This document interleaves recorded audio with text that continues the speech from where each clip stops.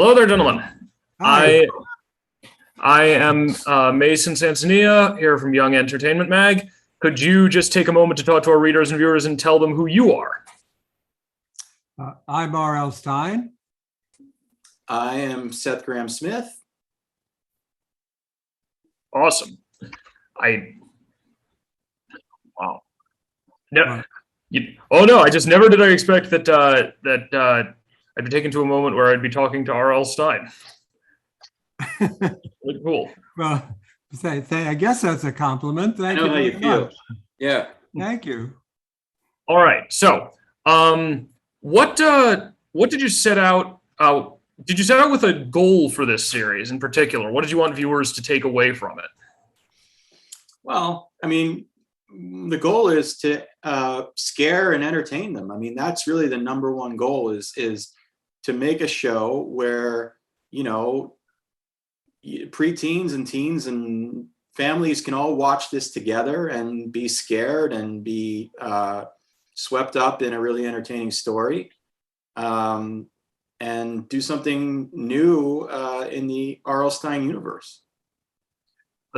What sort of scares? I mean, there's all sorts of ways to scare people. So is it more? So is the sort of scare you could you want to send them rushing to hide under the covers? The sort of scare you send them to hug a family member?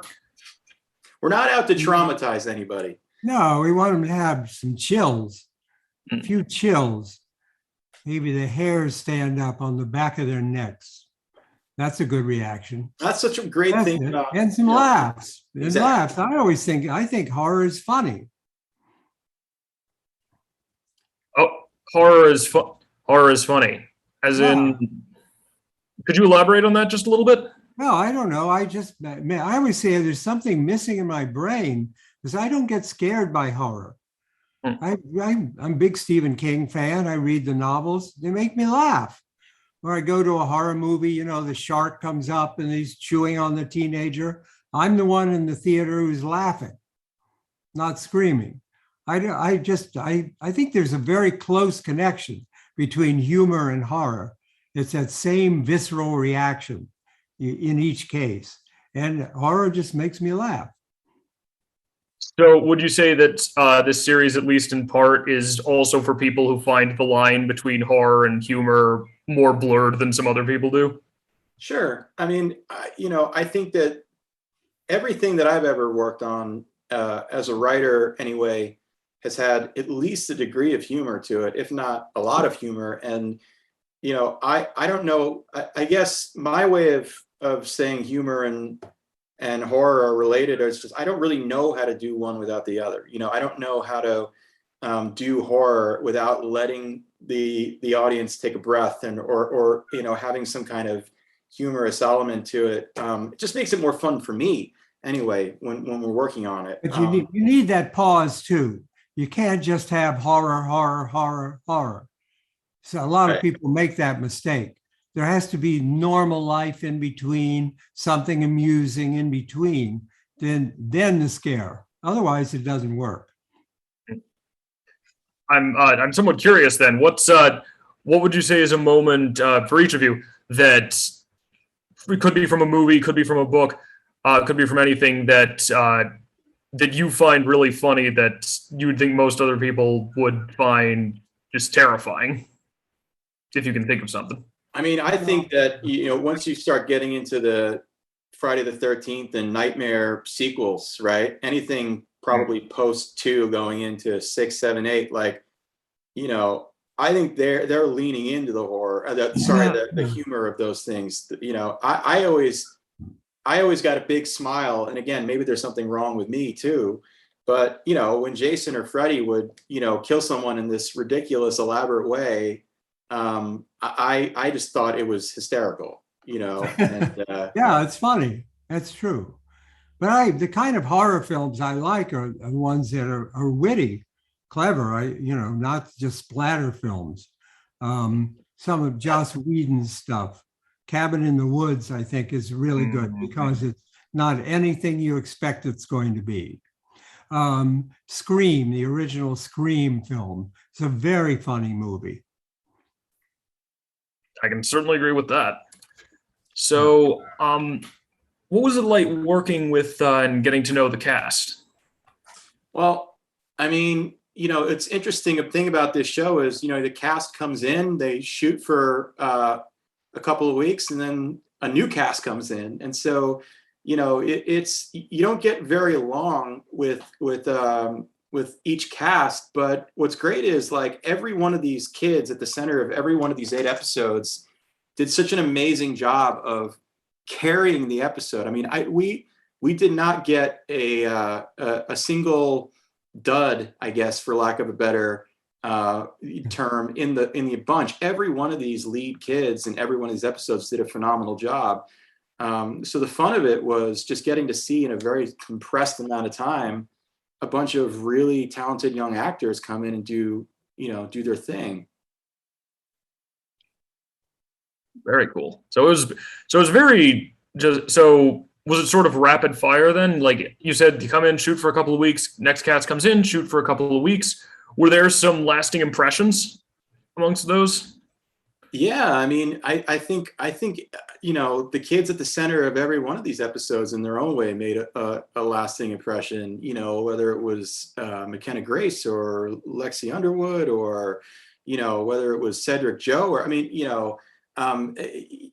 every one of these kids came in and did a great job. And by the way, it's very difficult, right? To come in, you don't have any time to sort of find the part, because you come in and we're filming an entirely new story in an entirely new location with a new director and a new script and everything every couple of weeks. And so you're kind of coming in as a young actor to this machine, and you just have to kind of jump in and know what you're doing from day one. And we got very lucky. Every one of these kids knew what they were doing. They were terrific. That's very impressive. Let's see. Where did you draw the inspiration for some of these episodes? I mean, there's a whole bunch of ideas on display here. Well, I mean, the tone of it and sort of the world of it came from, what Bob had done in the graphic novels and other work.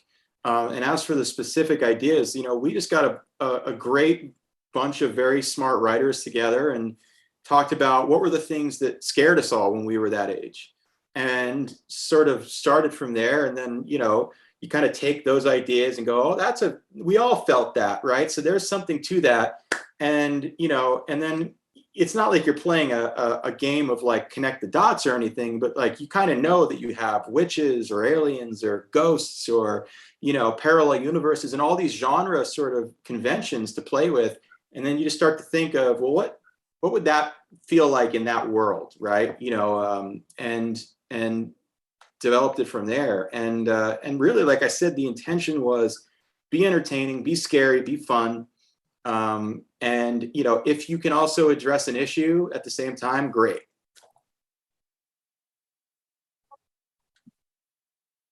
Okay. Let's see. Are any of the episodes standouts in your mind? Like moments where you feel like you really hit it out of the park on this one? I have a couple of favorites. I love the one.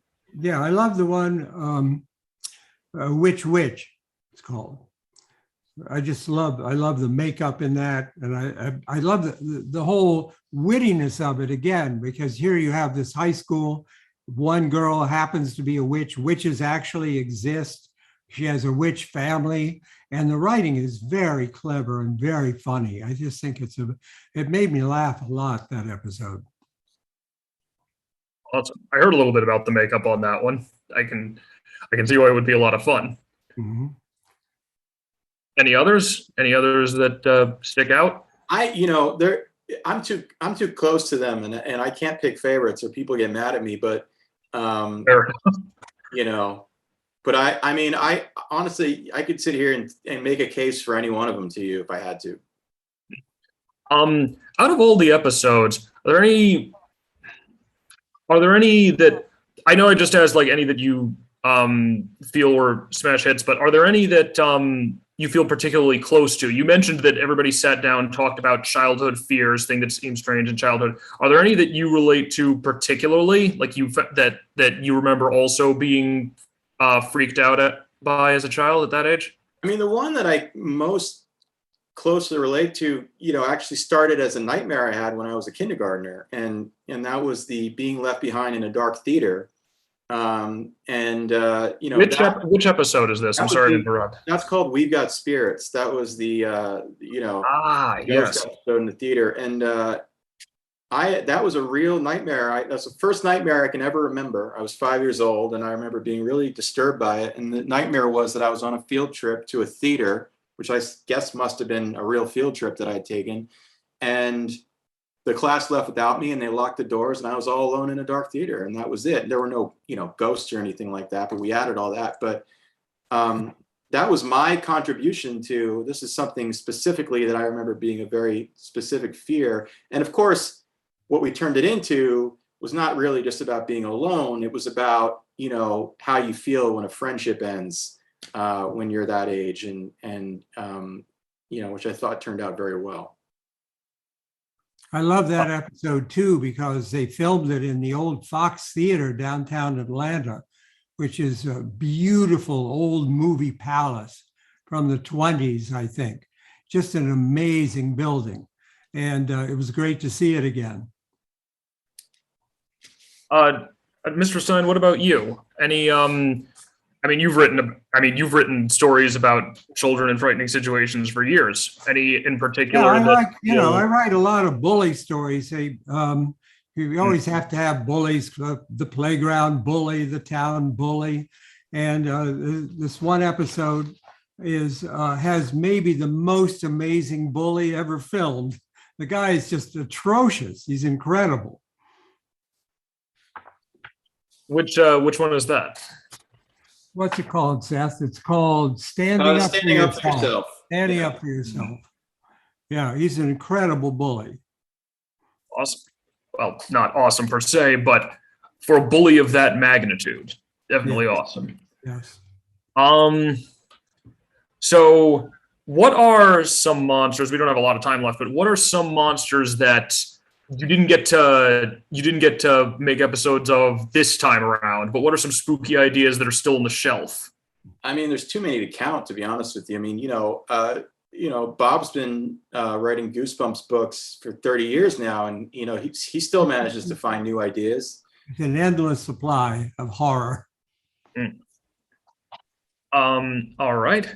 What about the future of this series itself? This is all going up on Disney Plus, yes? All streaming at once. Yeah, all 8 episodes are going up on October 13th. And as to the future, I'd like there to be one, but we got to wait and see. That's not up to us. Fair enough. Hopefully, that endless supply of horror gets to stream its way onto the system soon enough. That would be great. Yeah, I think that's just about the time that we've got, if I'm correct. All right. So thank you both very much for your time. This was a pleasure. And if you could just tell our viewers one more time, where can they find, actually you just did, it's on Disney Plus and on October 13th. So all 8 episodes. Thank you very much for talking to our readers at Young Entertainment Mag. Have a great day. Thank you. Thank you.